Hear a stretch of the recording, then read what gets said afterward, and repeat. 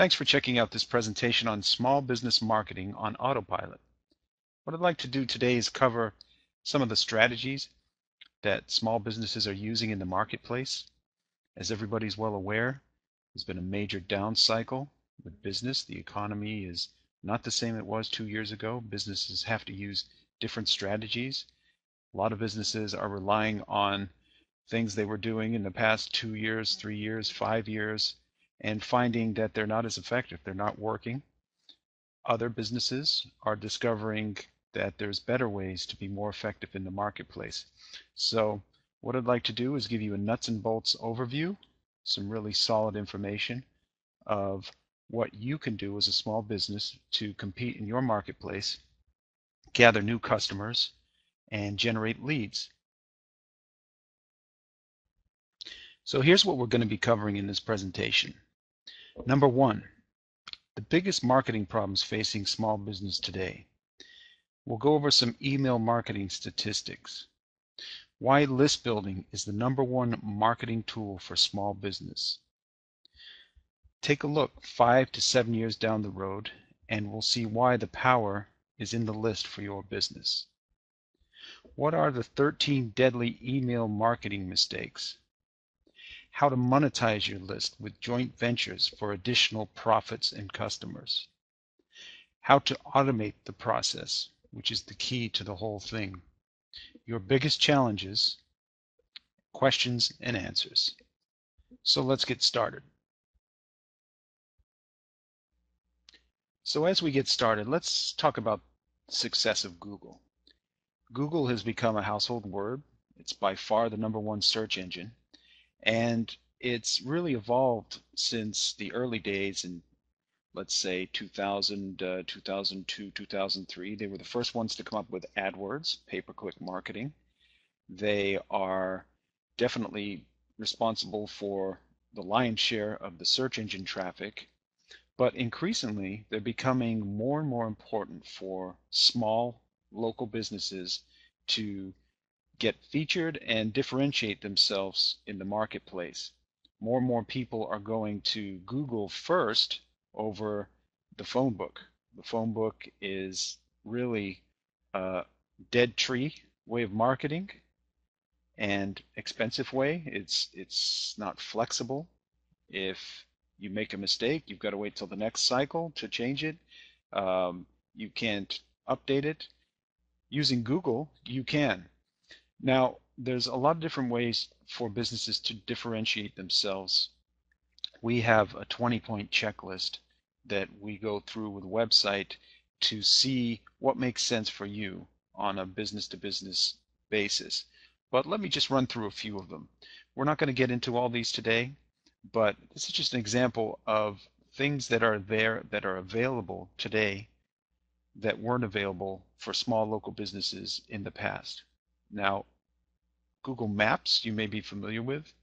They have definitely become prominent, and when people type in for a local store, if you're a pizza store and they type in pizza in their state or their city, you can show up on a map. And some people do by default, others people need to.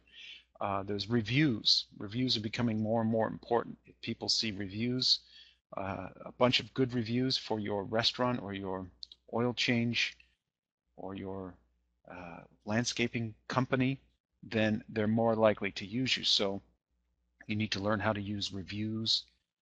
There's coupons you can offer through Google Marketing, pictures of your business, gives you further branding and opportunities to engage the customer.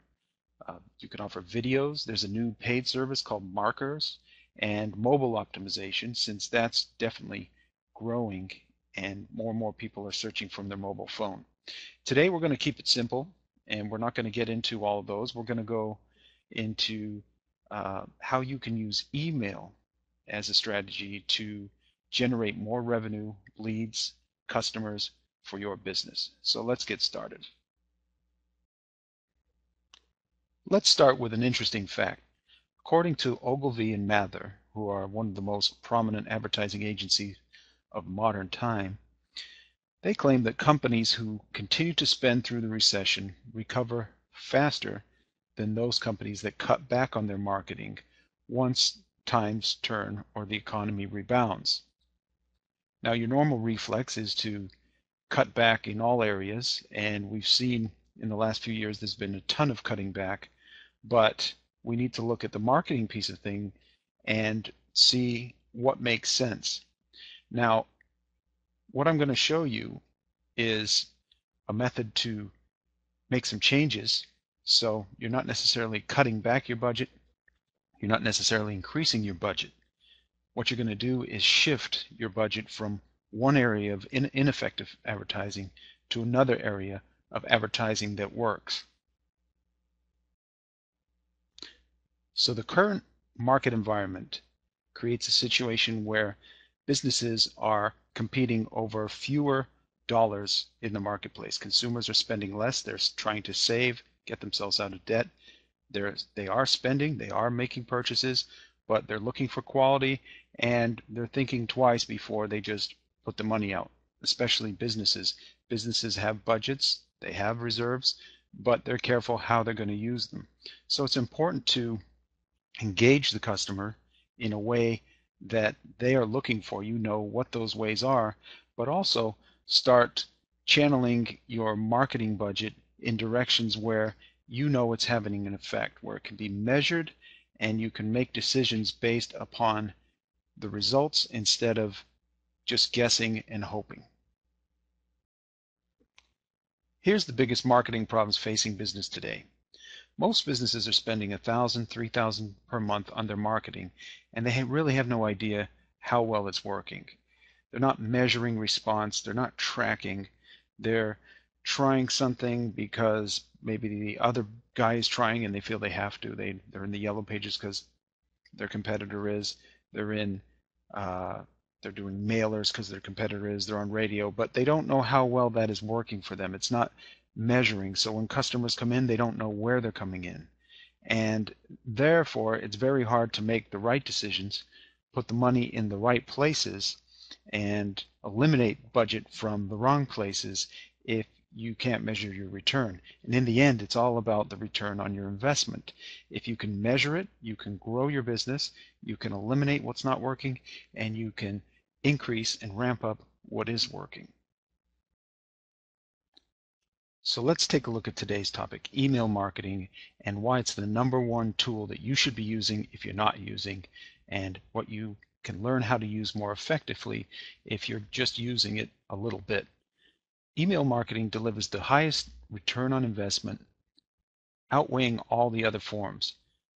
A 2005 report by the Direct Marketing Association said that in that year, a whopping $57.25 return for every dollar spent in 2005, as opposed to $7.08 for every dollar spent on print catalogs and $22.52 for every dollar spent on non-email internet marketing. Now that's a big difference. It also went on to say in 2008 there was a difference of $45 for every dollar spent, while direct offline marketing had a return of investment of just $15.55 for every dollar invested. So apart from giving you a better return, and perhaps maybe the reason it does give you a better return is because of a few things. It solves the #1 problem business owners have with their website, and that is what to do. If you have a website that doesn't engage your customer in one way or another, and as we mentioned, there's lots of ways to do it, but email is definitely your #1 priority. If you don't have that in place, you need to engage them, because if people are just coming to your website and looking, your site is essentially a brochure, and when they're done reading it, they're going to throw it away, or in this case, they're going to click off to another website, to one that engages them.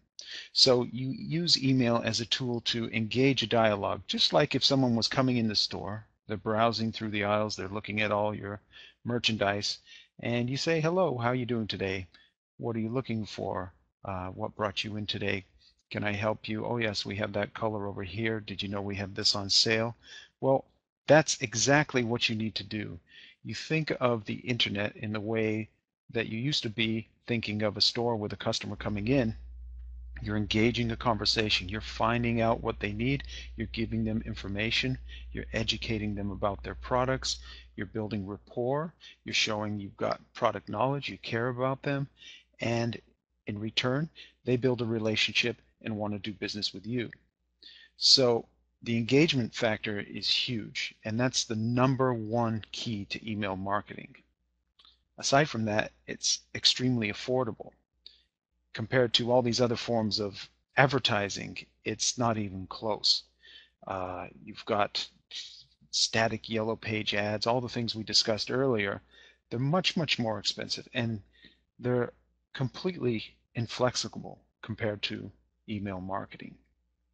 You can market to your customers on autopilot. I mean, this gives you the ability to plan your month in advance and say, on week 2 of October, I'm going to promote this product. On week 4 of October, I'm going to promote that product. And you set it up and it's done. You can move on to all the other stuff that you have to do. That is the beauty of email marketing. You can automate a conversation, a dialogue.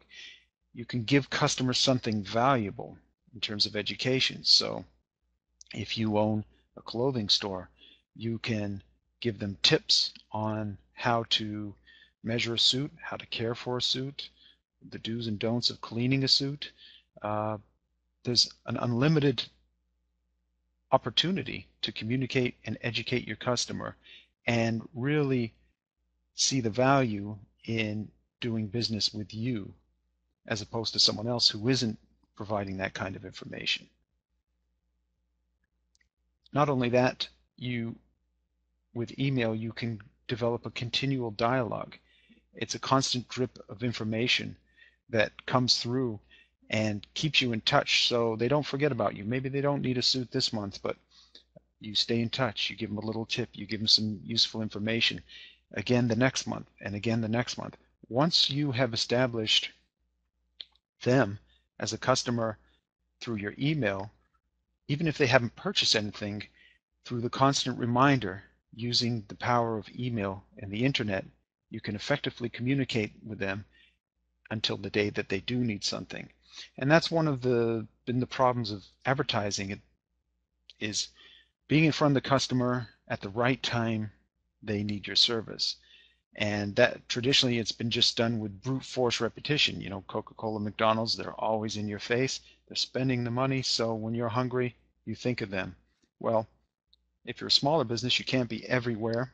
But once you've found a way to engage with that customer, you can have a conversation with them, constantly remind them of what you do, and plant the seed so that when they do need your services, they'll automatically think of you because you've provided value to them. So with email marketing, the power is in the list. And what that means is that your list, check out part 2 of this video presentation, which is entitled The 13 Deadly Email Marketing Mistakes. Please enter your name and email address in the box right below this video. You'll receive it automatically at no charge, and you'll be able to watch it at your leisure. Hopefully you'll enjoy that as much as you enjoyed the first part. It'll take you through the mistakes to avoid and things to think about when you want to engage your customers using the power of email marketing. Thank you.